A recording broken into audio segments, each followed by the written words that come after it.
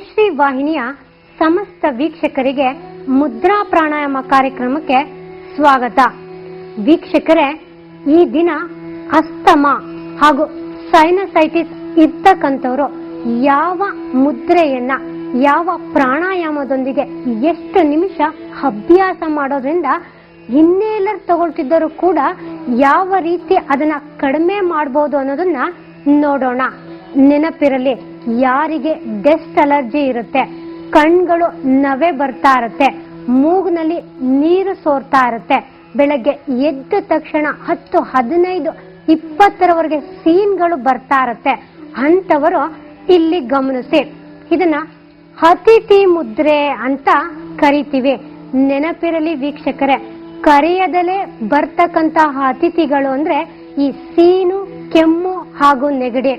ಅಂತವರಿಗೆ ಈ ಅತಿಥಿ ಮುದ್ರೆಯನ್ನ ಕೇವಲ 1 ನಿಮಿಷ ಅಭ್ಯಾಸವನ್ನ ಮಾಡಿ ನಿಮ್ಮ ಉಂಗ್ರದ ಬೆರಳಿನ ಬುಡಕ್ಕೆ ನಿಮ್ಮ ಹೆಬ್ಬೆರಳಿನ ತುದಿಯನ್ನ ಈ ರೀತಿ ಸೇರಿಸಿ ನಿಲ್ಲಿಸ್ಬೇಕು.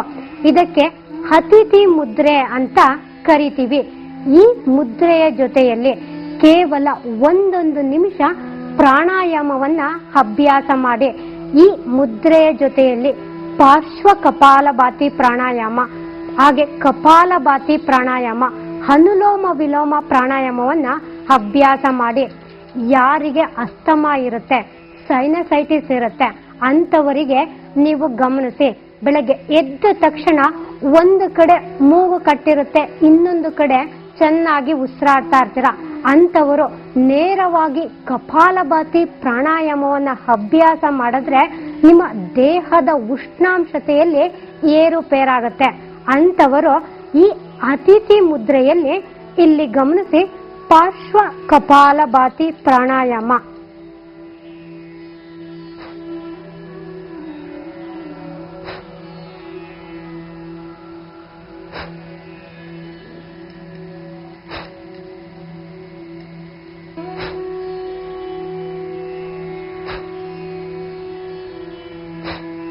ಈ ರೀತಿ ನಂತರ ಕೈಗಳನ್ನ ಬದಲಾಯಿಸಬೇಕು.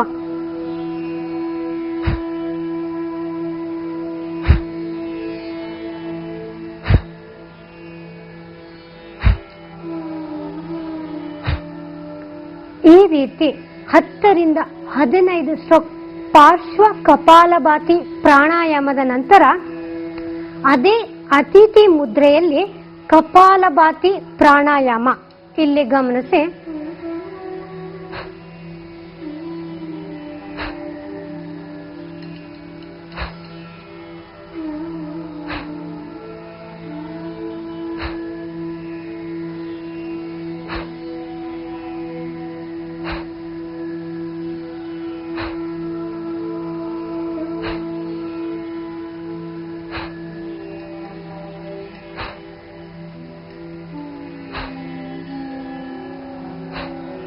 ಈ ರೀತಿ 27 ಸ್ಟ್ರೋಕ್ ಕಪಾಲಭಾತಿ ಪ್ರಾಣಾಯಾಮವನ್ನ ಅಭ್ಯಾಸ ಮಾಡಿದ ನಂತರ ಅದೇ ಅತಿಥಿ ಮುದ್ರೆಯಲ್ಲಿ 1 ನಿಮಿಷ ಅನುಲೋಮ ವಿಲೋಮ ಪ್ರಾಣಾಯಾಮವನ್ನ ಅಭ್ಯಾಸ ಮಾಡಬೇಕು. ಇಲ್ಲಿ ಗಮನಿಸಿ, ಮೊದಲು ಬಲಭಾಗವನ್ನ ಮುಚ್ಚಿ ನಿಮ್ಮ ಎಡಭಾಗದಿಂದ ದೀರ್ಘವಾಗಿ ಉಸಿರಾಟವನ್ನ ಮಾಡಬೇಕು.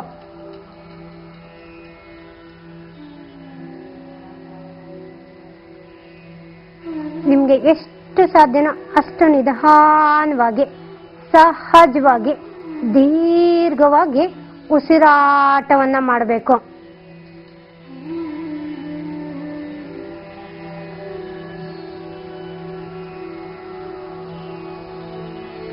ಈ ರೀತಿ ಕೇವಲ 1 ನಿಮಿಷ ಪಾರ್ಶ್ವ ಕಪಾಲಭಾತಿ, ಕಪಾಲಭಾತಿ, ಅನುಲೋಮ ವಿಲೋಮ ಪ್ರಾಣಾಯಾಮವನ್ನ ಅಭ್ಯಾಸ ಮಾಡಿ.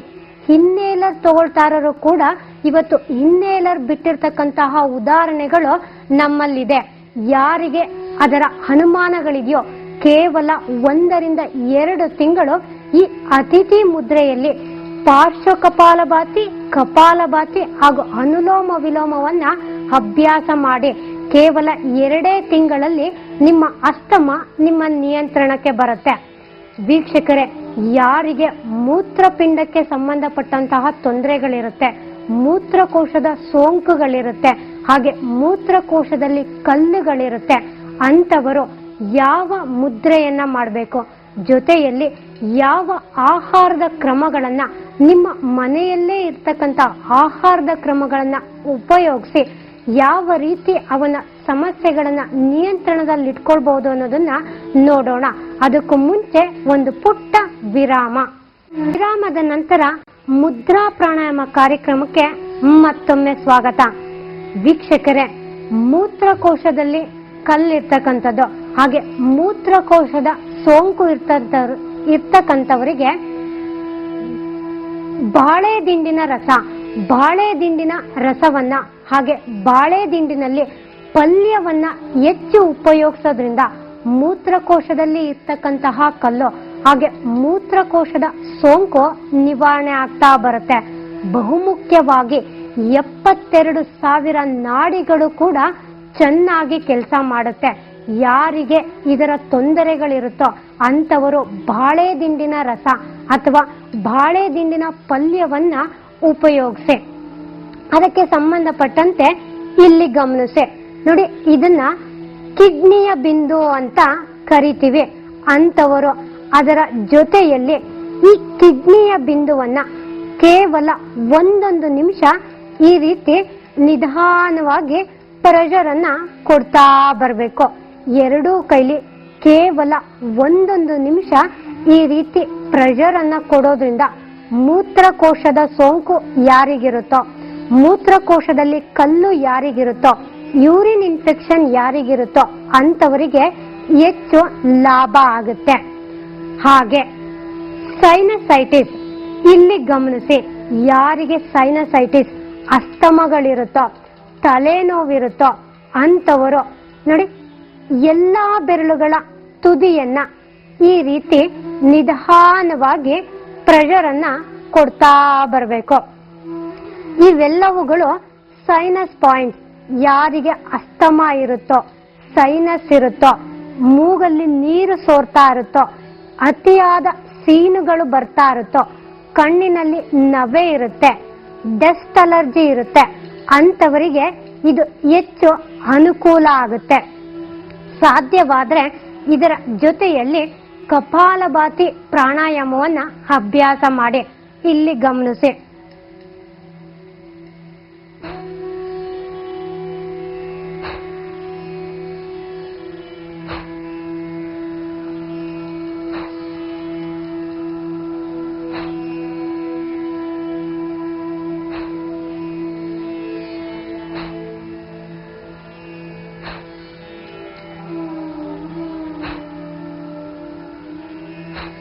ನಂತರ ಕೈಗಳನ್ನ ಬದಲಾಯಿಸಿ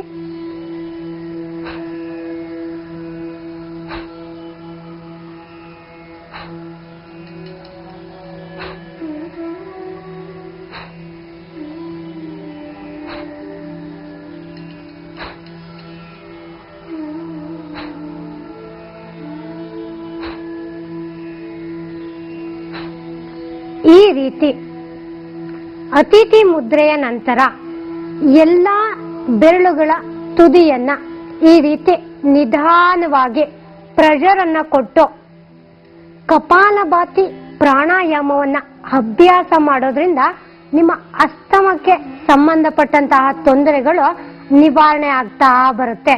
ಕೇವಲ 1 ನಿಮಿಷ ಈ ರೀತಿ ನಿಧಾನವಾಗಿ 10 ಬೆರಳುಗಳ ತುದಿಗಳನ್ನ ಈ ರೀತಿ ಪ್ರೆಷರ್ ಅನ್ನ ಕೊಡ್ತಾ ಬರಬೇಕು.